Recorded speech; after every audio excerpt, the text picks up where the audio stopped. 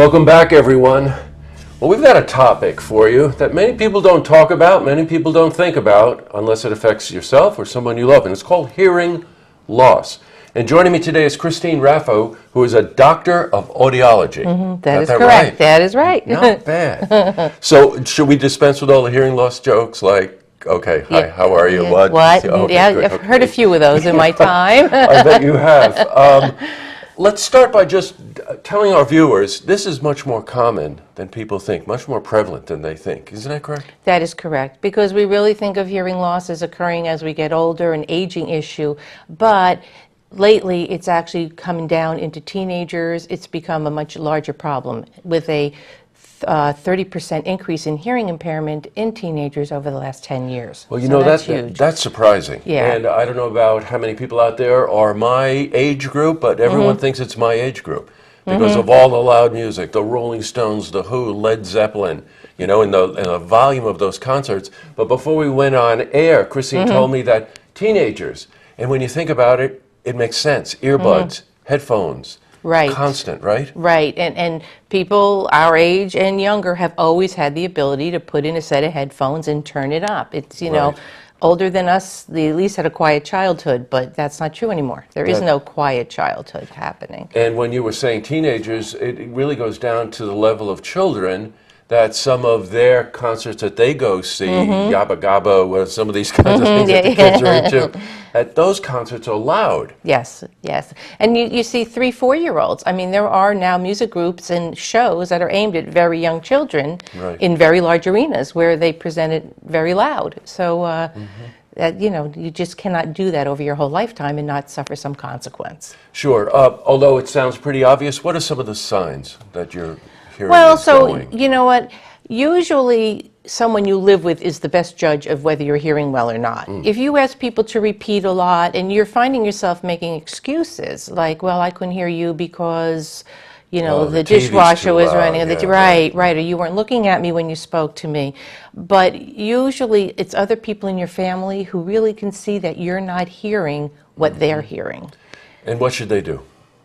Well, you know, go get a hearing test. I work at Right. Saratoga and own Saratoga Hearing Center, Right. and I mean, that's an audiologic practice. That's what we do. Audiology is the science of hearing. So we diagnose and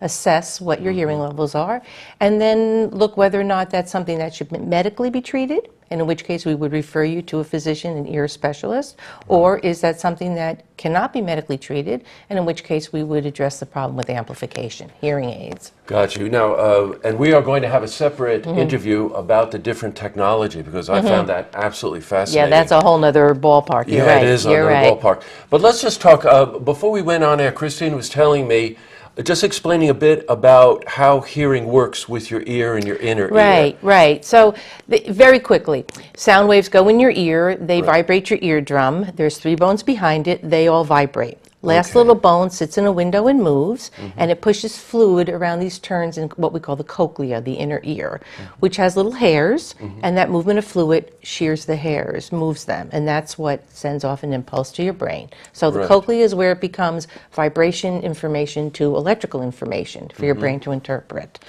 You know, many musicians that I know, especially ones of my generation, suffered from something, I think it's called tinnitus. Is that correct? Yeah, tinnitus or tinnitus, Right. tomato, tomato, you know, Yes, but it's right. it's a constant ringing in the ear.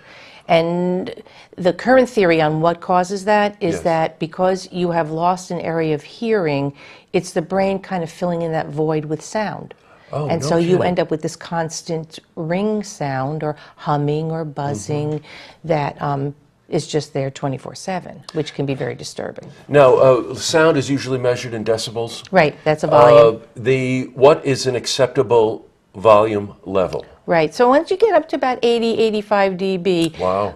above that, you're starting to look at some noise damage. And if you think that we're talking to each other at about 60 dB, I know. 65, 85, 90 really isn't that loud.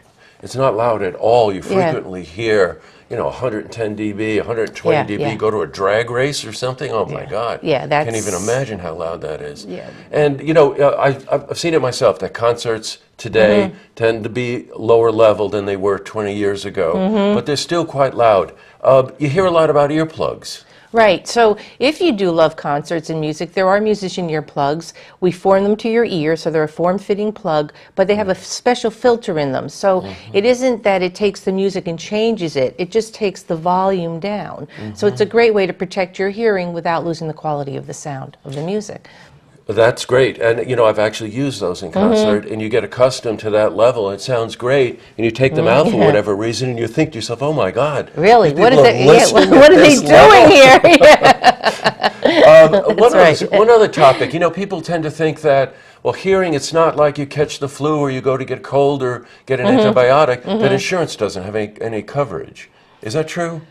No, there are some insurances that will cover hearing aids, and very honestly, every year we're seeing more. You are, So right. that's a really nice feature, a nice thing to see happening, because hearing loss really, it's not only your problem. You have a cold, you don't feel good, but that Right. doesn't bother me, right? Yes, right. But if you don't hear well, and I'm trying to interact with you, it affects both of us. So it's a very odd thing because it takes in everyone around you. It takes in your family members, your coworkers, sort of everybody's got to deal with the problem. I've got it. Again, the signs that you should look for, either for yourself or for someone that you live with, is, are they missing things? Are they not hearing you? Are there excuses that, oh, the television is Yes. on, or the refrigerator is still out, oh, you didn't look at me, like you were saying Right, before. right. If you see any of these kinds of symptoms, they should get in touch with you. Yes, they definitely It's should. always worth at least a hearing test, right? That's right. I mean, and if you don't have hearing loss, that's great. And it gives us some good baseline testing. So 5 years from now, if you think, well, maybe it's changing, we've got something to look back to. We can see, has it changed or not? One last point I think Yeah. I'd like to make is that some of the damage is your body does repair it. Say you go to a bar, you were saying, and it's loud Yeah, music, right, right. and it's a loud crowd, and you go home and you think to yourself, how many of us have had this, boy, oh boy, that was loud. Yeah. And then the next morning you wake up and things are okay. But then there's the other kind of damage that is actually permanent damage.